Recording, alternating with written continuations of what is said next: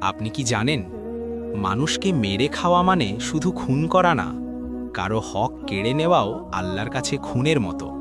সে মানুষ মারেনি ছুরি নিয়ে, মেরেছে হিসাব দিয়ে। কারো মজুরি আটকে রেখেছে, কারো দুর্বলতাকে সুযোগ বানিয়েছে।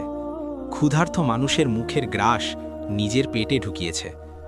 মানুষ বলতো, ভাই সে তো ভালো মানুষ, কিন্তু আল্লাহ দেখতেন সে কতজনের বুকের ভেতর কান্না রেখে যাচ্ছে। একদিন সে মারা গেল, মানুষ জানাজা পড়ল, আর দুনিয়া তাকে ভুলে গেল, কিন্তু কবর তাকে ভুলল না। মাটির ঢেলা পড়তেই সে দেখল, যাদের দুনিয়াতে সে ঠকিয়েছিল তারা সবাই তার সামনে দাঁড়িয়ে, কারো হাতে পাওনার কাগজ, কারো চোখে অভিশাপ। সে কাঁদতে কাঁদতে বলল, আমি তো কাউকে মারিনি। তখন উত্তর এলো, তুমি শরীর মারনি, তুমি মানুষের জীবন মেরেছ।